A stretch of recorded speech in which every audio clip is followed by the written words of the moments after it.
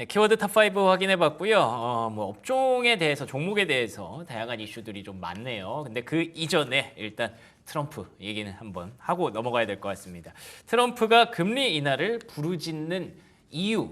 뭐 간단하지 않나요? 뭐 시장 부양할 수 있고 본인의 부담 덜 수 있고 채권 금리 떨어뜨릴 수 있고 그런 이유들이 있을 것 같은데 첫 번째 키워드로 이렇게 가져오신 건 뭔가 또 다른 이유가 있지 않을까 싶네요. 네, 일단 첫 번째로 꼽은 건 이제 장기 금리가 올라가다 보니까 이걸 어떻게든 뭐 잡을 수 있는 방법도 단기 금리를 좀 떨어뜨려 주면은 이걸 잡을 수 있다. 뭐 이런 그 느낌으로 이제 제가 잡은 건데 예. 네, 부르짖는 것까지는 제가 좀 강하게 좀 멘트를 한 거고 보통 이제 뭐 살짝 끼워 넣으신 거군요. 그냥 부르짖는다. 촉구 뭐 이런 거잖아요. 단어 그렇죠, 자체가 그렇죠. 뭐 요구 이런 건데. 원하는 이유. 네, 네. 근데 이제 지금 그림상 보시면은 미국 같은 경우가 20년 전과 이제 그 현재의 장단기 간의 이제 그 차이가 많이 줄었어요. 그러네요. 네, 지금 이 많이 준 이 부분 때문에 지금 단기 금리가 지금 내려야 된다 이거거든요. 네. 그러니까 어쨌든 그 현재 상황에서 그 트럼프 정부는 정부의 재정 지출을 확대해야 되고 그리고 또 반대로 이제 세금은 또 깎아줘야 되는 예. 그런 상황에서 그쵸. 그러면은 국채를 늘려야 돼요. 예. 예, 그거 발행을 말고는 늘려야죠. 그거는 그거 방법밖에 없는 구조죠. 그러면은 그 상태면은 시장은 아는 거죠. 장기물이 올라갈 수밖에 없다라는. 예, 금리가 그 장기물에 대한 공급 압력이 이제 상당히 많아지는 상황으로 가게 됩니다. 그래서 네. 그렇게 될 때 장기물의 발행 물량이 이제 많아진다고 생각하면 어떻게 그 입찰하는 사람들은 이거에 대한 프리미엄을 더 요구하게 됩니다. 그렇겠죠. 그러니까 이제 금리가 이제 올라가는 거죠. 그래서 그 장기 리스크를 반영을 해야 되는 상황인데 결국 뭐 수급 이슈에서 시작되는 네. 거죠. 예. 그런데 단기물을 혹시 이제 좀 내려주면 그 여유가 좀 생깁니다. 장기물에 대한. 왜냐하면 단기물 쪽으로 이제 좀 가다 보니까 그러면은 장기물을 조금 더 이제 그 발행 관심이 줄어드니 이쪽에 이제 그 발행을 늘릴 수가 있어요. 그러니까 그런 부분으로 좀 생각할 수 있고 또 하나가 이제 우리가 매일 얘기할 스테이블 코인은 약간 보조적인 역할입니다. 예. 그 스테이블 코인하고 1대1 매칭 시키는 건 T비리거든요. 예. 단기물이잖아요. 그러면 그쪽으로 가게 되면은 수급이 좀 그쪽으로 가게 되면 또 이제 장기물에 대한 금리가 조금 하향 안정화될 수 있거든요. 그러니까 여러 가지 방법 중에서 한 가지로 이제 단기 빨리 좀 내려달라.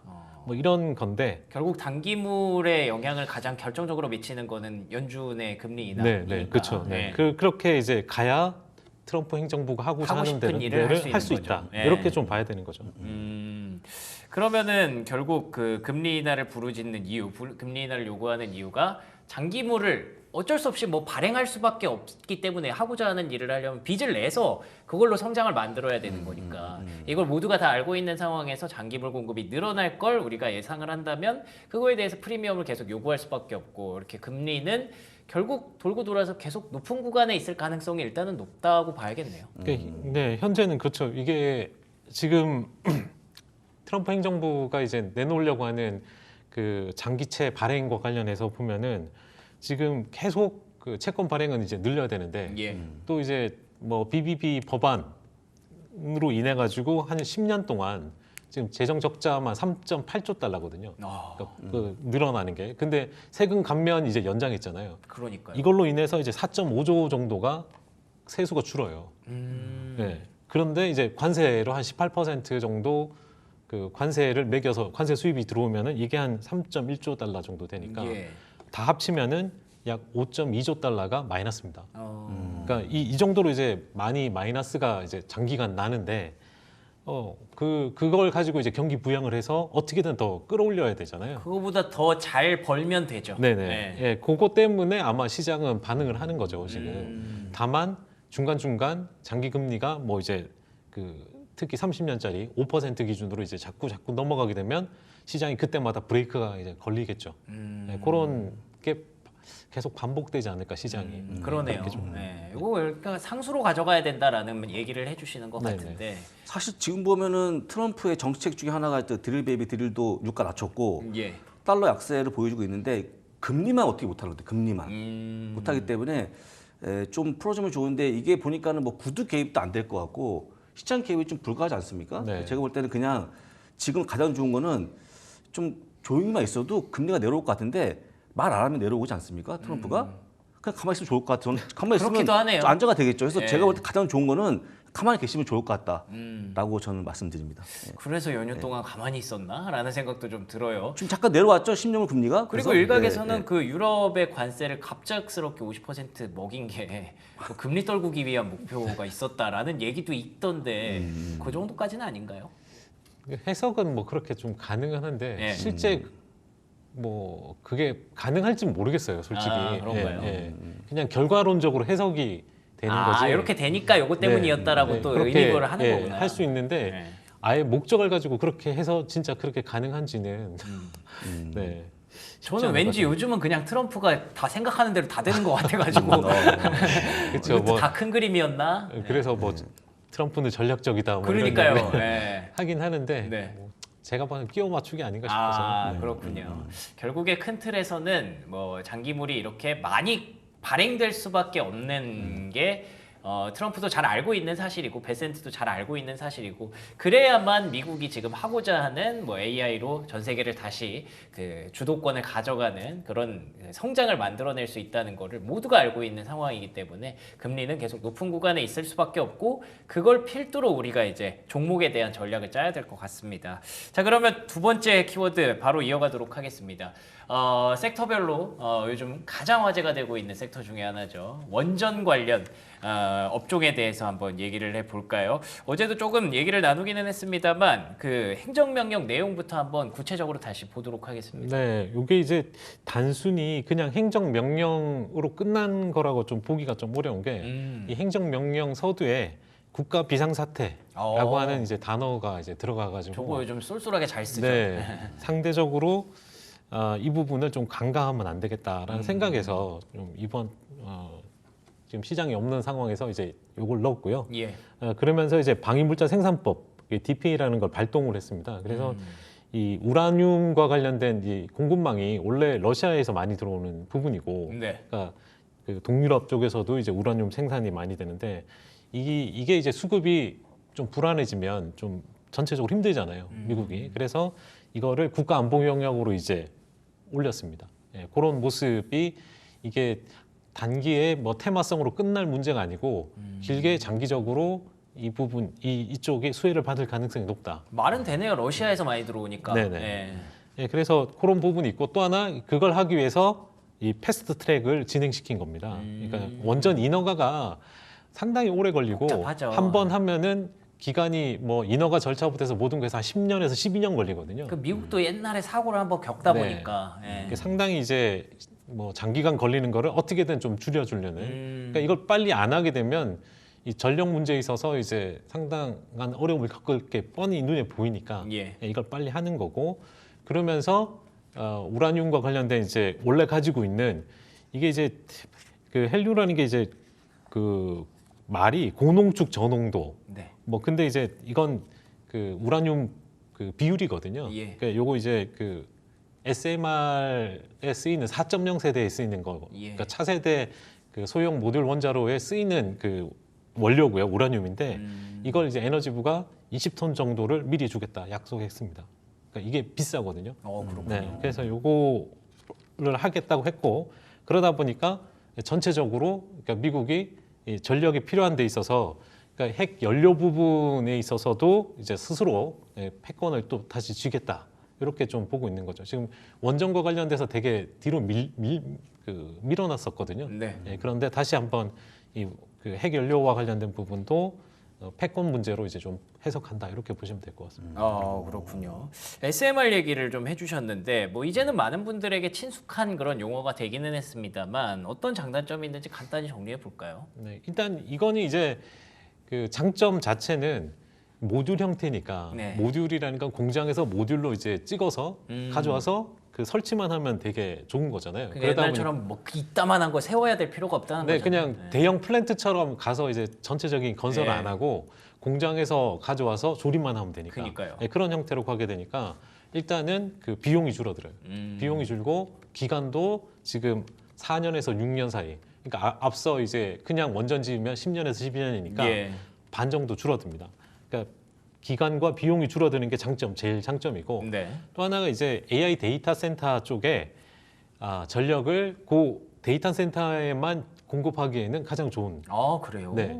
그러니까 데이터 센터 옆에다가 바로 지으면 좋은 거죠. 그쵸. 지금 근데 이제 이거 그 원자력 규제위원회에서 아직까지 이거 안 풀어주고 있거든요. 이거 빨리 풀어 달라는 게 이제 그 업계의 이제 요구고. 네. 그러니까 그 부분에 이제 아마 뭐 행정명령으로 될지는 모르겠지만 이걸 이제 풀어주게 되면 이쪽 산업이 좀 더 빨리 상업화가 될 수 있는 부분이 그 있겠죠. 오클로가 계속 하려는 게 그거잖아요. 네네. 네, 그런 부분이 있고 그래서 상당히 장기적으로 이렇게 개화한다고 해도 2050년까지 가야 전체 시장의 30% 정도가 되니까 2030년까지는 아직 상용화는 좀 어려울 거고요. 예, 그리고 한 2035년 돼야 점유율이 한 10% 내외 뭐 이렇게 들어갈 것 같기 때문에 이건 장기적으로 봐야 되는 문제다 이렇게 예. 보시면 되고 이게 한계는 앞서 이야기했다시피 이게 아직까지 상용화가 된 게 아니기 때문에 이 FOAK라는 게 이제 그 단어가 First of a Kind입니다. 그러니까 이게 뭐냐면은 상업적으로 아직 정해진 게 없으니 한번 해보는 거예요. 해보는데 그 처음에 하게 되면은 늘 모든 게 기간이 늘어지고 비용이 또 늘어납니다. 그렇죠. 대부분 그 프로젝트들이. 그러니까 이런 게 많아가지고 아직까지는 그 한계가 좀 보인다.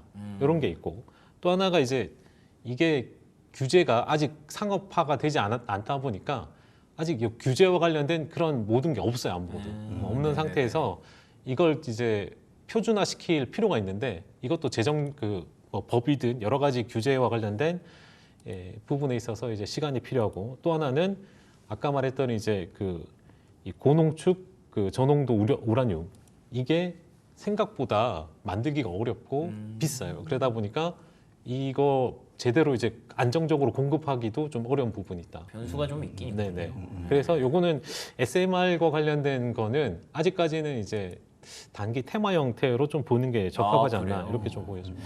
근데 많은 분들이 뭐 오클로 얘기는 바로 떠올려서 지금 채팅창에도 올라오는데 그러면은 요런 그 장단점을 따져서 종목 투자를 선정을 해야 될 것 같거든요. 네. 네. 그래서 이제 앞서 이 산업은 그러니까 지금 앞서 제가 그 배경까지 이렇게 넣었던 거는 네. 장기적인 어떤 흐름에 이 원전과 관련돼서 장기적으로 투자를 해야 되는데 이제 시작된 거고. 그러니까 이렇게 될 때 제가 써놓은 대로 이제 시간 델타, 즉 시간이 쭉 가면서 네. 장기적으로 수혜를 받을 수 있는 쪽에 투자를 해야 된다. 그러니까 이 단기 테마나 어떤 개별 SMR을 하기보다는 네. 장기적으로 이 원자력 발전 산업이 계속 성장할 거기 때문에 이쪽에 투자를 하자. 그래서 전체적인 밸류 체인에 맞는 종목을 투자하자. 뭐 그냥 요거. 단순히 원전하면 떠오르는 원전주 이걸 살 게 아니라 밸류 체인에서 분명히 수혜가 될 수 있는 장기적 관점으로 보고 투자를 하자. 네. 그런 기업들이 어떤 기업들이 있을까요? 그 첫 번째는 이제 우리가 잘 아는 그 캐나다에 있는 기업 카메코입니다. 카메코. 네, 카메코라는 기업이 보통 이제 채굴부터 해서 그 핵연료 전환, 그다음에 설계, 서비스 다 하게 되거든요. 이게 종합 기업이라고 보시면 됩니다. 오, 카메코가. 네. 그래서 이제 카메코가 지금 지난주에 이제 주가가 11%나 이 종목이 11%나 급등을 하거나 잘 그러진 않는데 네. 11% 급등했다는 것 자체가 네. 이 산업 비즈니스 자체가 장기적으로 움직이는 거구나라고 생각하시면 좋을 것 같습니다. 저도 이번에 처음 알았어요. 카메코. 원래 오클로, SMR 이런 기업들만 기억하고 있었는데 카메코가 가장 또 선두에서 이끌더라고요. 이 외에 또 다른 기업은 어떤 종목들이 있을까요? 다음은 이제 밸류체인의 핵심 기업, 네. 원료를 제공하는 기업입니다. 센트러스 에너지. 센트러스 에너지가 이제 농축이나 이제 특히 이제 헬륨 분야, 고농축 저농도 우라늄 분야에서의 역할. 그러니까 이거 이제 우라늄 원료 생산하는 전환시켜주는 기업이니까 보시면 될 것 같고요. 이 기업도 이 기업은 이제 21% 나오고 그런 기업이죠. 그 행정명령 파워가 진짜 셌어요. 네. 그리고 마지막 기업은 GE 버노바. 이거는 네. 또 많은 분들이 이제 친숙한 기업이 됐죠. 네, 여기 이제 다들 풍력 터빈, 뭐 발전, 천연가스 발전의 이제 터빈, 뭐 이렇게만 알고 계실 텐데 네. 여기도 이제 원자력 관련해서 연료, 설계, 뭐 그다음 부품 여러 방면에 이제 그 노출이 되어 있고요. 특히 이제 설계는 이제 아까 말했던 이제 카메코하고 같이 해서 이 하나의 그 BWRX 300이라고 하는 이 설계가 있거든. 원전 설계하는 게.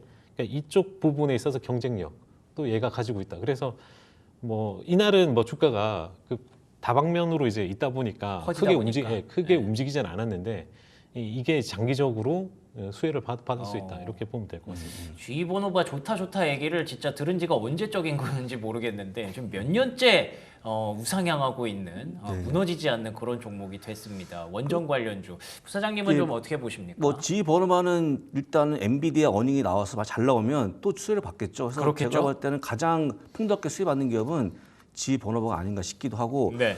근데 원자라고 말씀하실 때 일단은 제가 볼 때는 미국 입지가 좋은 게 그 원자로 폐사가 최근에 좀 유행이었는데 유일하게 폐사하지 않을 거가 미국이랍니다. 있으니까 좀 더 입지가 좋은 것 같고 어제 얘기했습니다만 이걸 볼 때 보통 국민 여론이 좀 안 좋거든요. 근데 유일하게 좋았던 게 미국이기 때문에 지금 미국은 원자로에 대한 관심이 클 수밖에 없는 상황이 돼 있어 제가 볼 때는 트럼프가 그걸 보고 한 게 아닌가 싶기도 합니다.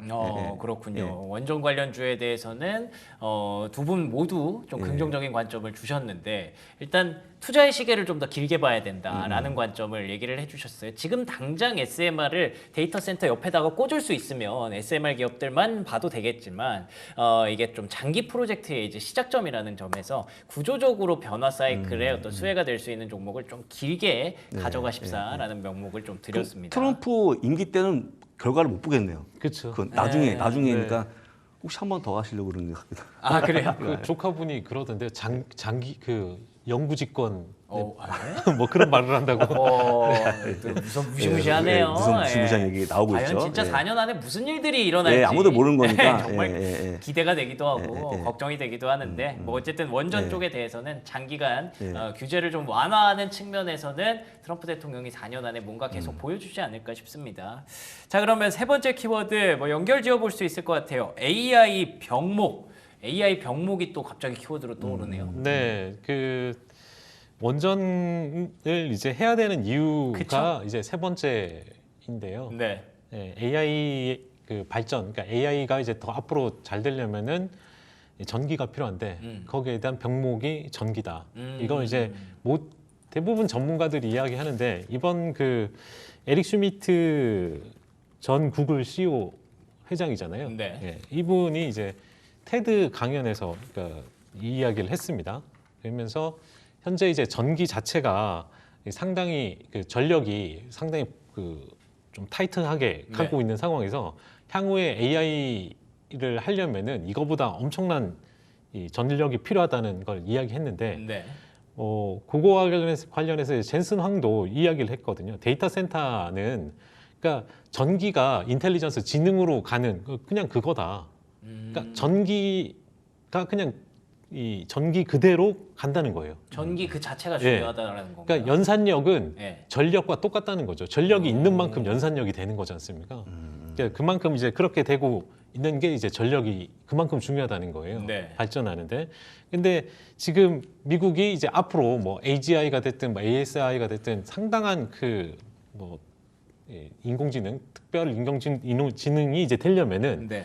엄청난 연산력이 필요한데 예. 거기에 따른 전력은 추가로 이제 90기가와트. 그러니까 이건 대부분 대형 원전이 이제 1기가와트거든요. 예. 그러니까 90기가 필요합니다. 90개를 더 줘야 돼요. 90개를. 근데 90기는 불가능하지 그쵸, 않습니까? 어렵죠. 거의 네, 대형 어려운- 원전으로 저거 네. 하긴 어려우니까 또 우리가 SMR 얘기를 하는 거죠. 네, 어려운 상황이죠. 그래서 이런 부분에 있어서 이제 전력이 상당히 필요하다는 걸 이야기하는데 또 하나 그러면은 AI가 계속 성능이 좋아지고 그러면은 뭐 딥시크처럼 그냥 효율적으로 되지 않겠냐. 예. 지금 전력 좀 덜 쓰면서. 근데 이제 이런 이야기를 하더라고요. 옛날에도 인텔의 이제 그 그루브라는 이분이 반도체를 제공하면은 네. 그 빌 게이츠가 그걸 다 쥐어 짜서 다 썼다. 어. 그러니까 하드웨어를 다 제공해줘도 네. 소프트웨어를 하는 사람들은 어떻게 그거 다 써서 그걸 다 쓰고도 더 쥐어짜서 쓴다는 겁니다. 예. 발전을 위해서. 그러니까 더 필요하다는 거예요. 그만큼. 그래서 이게 전력도 마찬가지라는 거죠. 전력이 제공되면은 그거만큼 다 쓴다는 거예요. 예. 그냥 아껴서 쓰는 게 아니고 더 써서 더 발전시키는 게 소프트웨어 쪽이다. 그러니까 특히 AI도 그렇게 간다는 거죠. 그러니까 전력으로 백업은 진짜 계속 해줘야 된다는 네네. 거군요. 예. 그런 부분이 이제 나오는 이야기고 결국 이게 왜 중요하냐? 이 끝에 이제 결국 미중 간의 싸움이잖아요. 이게 예, AI 그렇죠. 싸움도 미중 간의 싸움인데 미국이 뭐 그래도 좀 앞서 있지 않습니까? 그렇죠. 근데 이게 AGI로 가는 길에 있어서 AGI가 되고 안 되고의 차이는 네. 뭐 1%의 차이가 아닌 거예요. 그러니까 만약 여기가 100에 도달하고 네. 여기가 이제 뭐 99까지 도달했다. 그러면은 1%의 차이가 아니고요. 100대 0인 거예요. 아 그렇구나. 네. 이거는 완전 싸움이 다른 싸움인 겁니다. 그냥 그래서 이거에 대한 부분에 대한 우려도 하는 겁니다. 얘가 100에 도달하기 전에 이쪽에서 만약에 걔가 100이 될 수도 있으니까. 뭐 그렇게 해서 싸우는 거고 네. 역으로 이제 여기가 100이 갈 것 같아요. 네. 그러면은 이 사람은 이걸 못하게 막아야 될 수도 있지 않습니까? 상대 뒤쫓아가는 입장에서 이게 될 때 완전 망하는 케이스가 되니까 이쪽에서 오히려 여기를 자꾸 물고 늘어지겠네요. 늘어지거나 최악의 경우는 전쟁을 할 수 아 있어요. 망가뜨리려고. 네. 아. 그러니까 그런 시나리오도 이제 궁극적으로 나올 수도 있기 때문에 네. 그만큼 이 AI 패권이 얼마나 중요한지를 이제 이야기하는 거죠. 원래 게임할 때도 졌다고 쥐지치기 전에 뭐 한번 하고 죽거든요. 네. 아, 그럴 수도 있겠구나라는. 네, 생각이 이게 이제 드네요. 그냥 단순한 숫자의 차이로 끝나면 좋지만 그게 아니고 이게 위너 테이크 올입니다. 그냥. 그러네요. 네, 그래서 그걸 다 알고 있으니까 서로. 서로 알고 있기 때문에 이 시장이 얼마나 중요한지 그렇게 가려면은 네. 전력이 어마어마한 필요한데 지금 전력은 어떻게 보면 중국이 훨씬 잘 되어 있죠. 아 그러네요. 네, 네. 전력은 그래서 이제 그냥 막 산 다 깎아버리니까. 네, 그리고 이제 뭐 재생에너지 쪽도 잘 돼 그러니까요. 있고 뭐 어떻게 보면 막 석탄도 막 무지하게 쓰고 막 쓰죠. 예. 원자력도 그냥 밀고 그래서 뭐 전력 수준에서는 지금 미국이랑 격차가 벌어지고 있다 보니까 그래서 이제 원자력을 빨리 하려고 하는 것도 있다. 그래서 그런 결국에는 전력이 곧 그냥 AI의 어떤 경쟁력이다라고 얘기하시는 이유가 여기서 드러나는 것 같은데 포트폴리오를 좀 어떻게 가져가야 될까요? 힌트가 좀 있을까요? 일단 그래서 지금 블랙락 자체도 이번에 5월 10일 기준으로 이제 나온 건데요. 네. AI 주식 투자를 확대하고 있습니다. 음. 현재 이제 iShares AI 이노베이션 테크 ETF가 있거든요. 네. BAI라고 하는 티커. 여기에 지금 4억 3,600만 달러, 우리나라 돈 한 6천억 정도 추가로 이제 들어가 가지고요. 펀드 규모를 4배로 확대시켰거든요. 근데 그건 알겠는데 미국 주식 포트폴리오 축소는 뭐예요? 근데 AI만 투자하고 나머지는 줄였어요. 와. 네, 나머지는 이제 유럽 이렇게 가고. 유럽 전 세계 AI만 하겠다. 네, 이제 이쪽을 좀 더 많이 키우는 쪽으로 네. 보면 좋을 것 같습니다. 돈이라는 게 그냥 어디서 가져와서 계속 넣으면 그쵸. 좋겠지만 네, 어디서 빼서 메꿔야죠. 그렇죠. 그렇기 때문에 이쪽에 좀 더 이제 투자를 한다. 요걸 이제 말씀드리고 싶어서 그래서 이걸 이렇게 한 매니저의 이제 코멘트는 AI가 기술 섹터 내에서 가장 높은 확신을 가진 투자처다. 그래서 이걸 늘린다. 이렇게 이야기하고 있습니다. 야, 이건 뭐 다들 공감하는 포인트일 것 같은데 부사장님 어떻게 보셨어요? 저는 요즘에 헤지펀드가 하는 행태를 보면 네. 지금 미국을 줄이거든요. 공부를 치거나 오.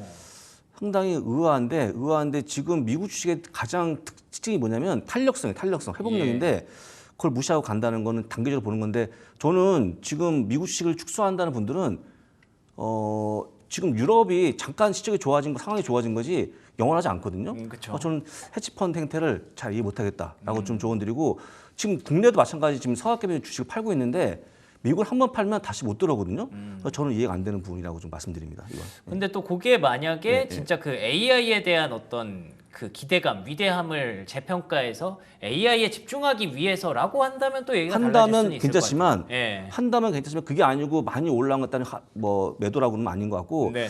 근데 개인분들이 뭘 팔고 사시는 게 아니고 계속 나오지 않습니까? 돈이 어디선가? 그래서 개인은 안 받는 것 같고 헤지펀드는 워낙 자꾸 바뀌는 분들이니까 맞지 않겠지만 하여간 여기서 보이는 축소는 아닌 것 같다 말씀드린 겁니다. 알겠습니다. 어쨌든 AI 얘기를 하다가 이렇게 넘어왔는데 채팅창에 그거 물어보시는 게 분이 계세요. 원자력 관련 그 ETF는 어떠냐라는 얘기를 하시는데 뭐 제가 찾아보니까 URA 뭐 이런 것도 있고 있긴 있는 것 같은데 아직까지 뭐 그렇게 아까 말씀하셨던 그런 기업들을 엮은 ETF는 뭐 없는 것 같긴 하네요. 네, 전체적으로 이제 우라라고 하죠. 예. 그 ETF가 대표적인 ETF고 네. 카메코 비중도 가장 높고. 아 그래요? 네. 어. 예, 그 ETF가 가장 뭐 그렇고 국내 국내 쪽에 ETF 있죠? 국내 국내 쪽에. 쪽에도 이제 ETF가 많죠. 있는데 국내에는. 예. 이게 지금 원전 그 설비에 들어가는 그 기업 그것도 한국이 또 잘하거든요. 그렇죠. 예. 뭐 웨스팅하우스하고 이제 경쟁 관계는 아니고 그쪽에서 이제 설계를 하게 되면은 거기에 설비가 지금 미국은 그런 설비가 없어. 그러니까 그거 부품이든 이런 거를 실제 그 중단했기 때문에 미국이 예. 없었고 한국은 계속 그걸 이제 해왔거든요. 중간에 그렇죠. 뭐 삐까덕거렸긴 했지만 예. 예, 그 부분에 있어서 이제 한국 기업도 포지션에 그 포트에 들어가면 좀 좋을 것 같아서 국내를 해도 그러니까 국내 거에다가 이제 해외 거까지 같이 하는 ETF들이거든요. 대부분 예. 예, 그런 ETF가 오히려 좀 더 나을 수도 있겠다는 생각. 진짜 뭐 항상 느끼지만 주식시장에 절대 강자도 없고 절대 약자도 없습니다. 원전이 언제부터 이렇게 다시 완전 바뀐 그런 상황이 왔네요. 그래서 국내 증시 안에서도 뭐 종목 다 알고 계시죠? 예, 그런 종목들 한번 같이 보시면 좋을 것 같습니다. 자, 네 번째 키워드 바로 이어가겠습니다. 현재 과매수, 과매도 종목은 이런 게 또 있나 봐요. 종목 한번 체크해 볼까요?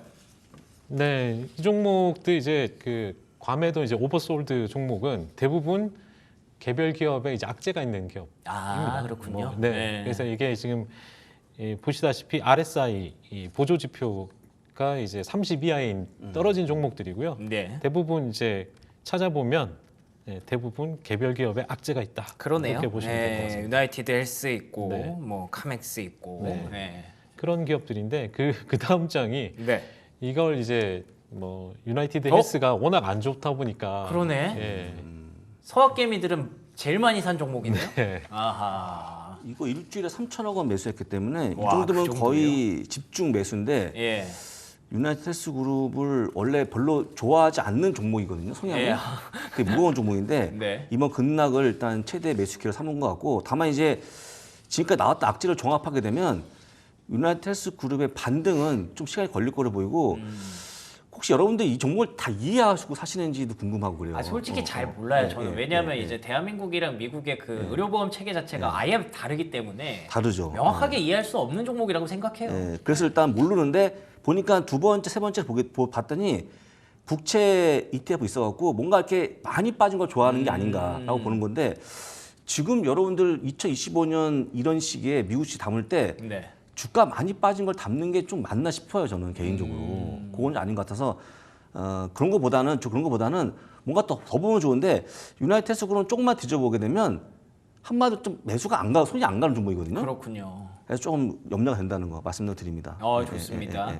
그러면 과매수 종목은 어떤 게 있을까요? 네, 이제 과매수는 70 이상인 건데 RSI가 예. 특징적인 거를 제가 봤더니 그 모자익이랑 그 다음에 이제 CF 인더스트리얼 그 홀딩스, 네. 그 다음에 그 코르테바, 코르테바, 요 세 종목이 그 비료 관련 기업이에요. 농업, 아그리컬처 요쪽인데 이쪽이 왜 올라오는지 모르겠어요. 하여튼 강한데 여기가 이제 그 비료 산업이 지금 구조적으로 이제 수요가 좀 많답니다. 그 그렇군요. 실적 발표할 때도 이 비료 관련 질소 비료 관련해서 이제 수요가 많았다.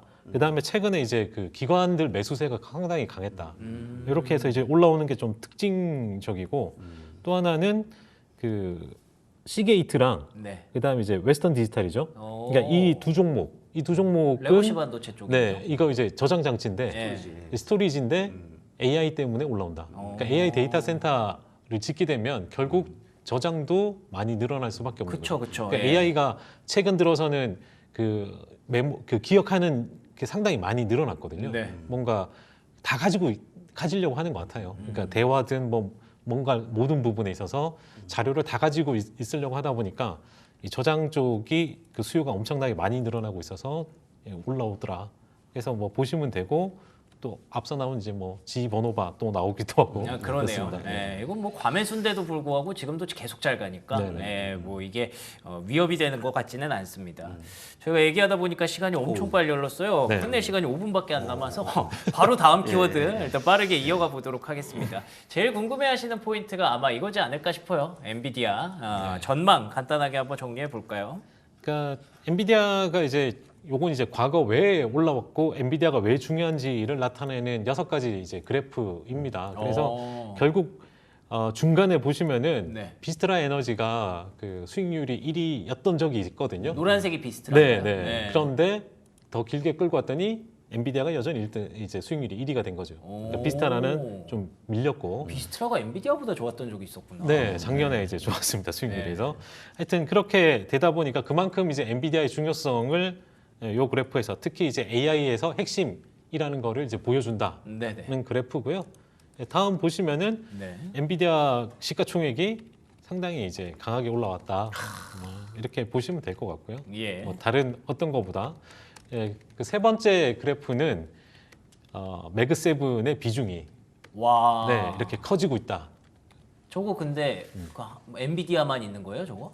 아닙니다. 7개 중 매그7 내에서 아, 네, 그림이 잘 안 보여가지고. 네, 커지고 있는 거죠. 그러니까 아. 오른쪽은 매그7, 네네. 나머지 493. 아, 저게 나머지 네, 493 이구나. 493인데 이게 원래 22%였는데 지금 32% S&P 500에서 차지하는 비중이. 야, 7개가 3분의 1이네요. 네, 네. 그만큼 이제 커졌다고 보시면 되고. 네. 네, 다음 보시면은 이게 지금 S&P 500이 이제 결국 그 가격이 S&P 지수가 이제 올라왔잖아요. 그렇죠. 그러니까 올라온 상태에서 엔비디아가 그 12.21%나 기여를 했다. 17.21%나. 그러니까 어마어마한 기여를 한 거죠. 지수의 이제 상승의 기여분이 어마어마하다. 네. 이렇게 지금 보여지는 거고요. 네. 그 다음에 이제 기여한 게 그 마이크로소프트인데 마이크로소프트는 8.8%거든요. 마이크로소프트도 꽤 크네요. 네네. 생각보다. 그럼에도 불구하고 이제 AI 기반으로 인해서 엔비디아가 뭐 지수 상승을 견인했다. 와, 그럼 둘이 4분의 1을 한 거네요. 네네. 결국에는 챗GPT가 4분의 1을 한 네, 거네요. 네. 와, 그렇죠. 대단하네요. 그래서 결론은 5월 28일 어닝이 잘 나와야 된다는 말씀을. 네, 하시는 그렇죠. 거 아닙니까? 근데 이제 어제 제가 방송 봤을 때 그 7 플러스 마이너스 7이라 그랬는데 좀 늘어가지고 플러스 마이너스 8까지 늘었어요. 8%로. 네. 그러니까 위든 아래든 8% 예, 한번 위든 아래든. 움직이면 그 정도 움직인다. 8%. 매출 전망이 432억에다가 EPS가 0.75, 0.8이니까 뭐 맞출 수 있을 것 같아요. 제가 볼 때는. 네. 그래서 제가 어제 시장이 없는데 독일에도 이게 엔비디아가 있어요. 그렇더라고요. 네, 그래서 한 2% 올랐던데. 아. 네, 일단 뭐 기대감은 좀 살아 있는 것 같고요. 예. 그래서 뭐 그 다음 내용도 마찬가지입니다. 그 한 거에는 데이터 센터 매출이다라는 내용이고요. 중요한 거는 결국 그 엔비디아가 이만큼 그 AI 쪽에 있어서 얼마나 중요한지 그리고 그 실적에 따라서 아마 전체 지수의 움직임이 예. 좌우된다. 왜냐하면 기여를 했기 때문에 빠지는 것도 마찬가지다. 아, 그러네요. 네. 네. 우리가 좀 그런 말 할 때가 있잖아요. 익숙함에 속아서 소중함을 잊지 말라. 네. 엔비디아가 이렇게 기여하는 게 너무 익숙해졌어요. 그렇지. 엔비디아는 뭐 이런 거지 이렇게 생각을 해왔는데 그만큼 시장에 기여했던 바가 정말 커졌다는 걸 우리가 잊으면 안 될 것 같습니다. 그래서 엔비디아가 이번에 혹시라도 살짝 미끄러질 경우에 더 크게 시장에 임팩트를 줄 수 있어서 뭐 기대도 좋지만 약간의 리스크 관리에 해야 되는 그런 생각도 좀 하시면 좋을 것 같고요. 28일이니까 아마 내일 모레 이 시간에 저희가 얘기를 하게 될 것 같아요. 엔비디아 뭐 내일도 얘기하겠죠. 이번 주 내내 좀 관심 있게 지켜보셔야 되는 종목이 될 것 같습니다.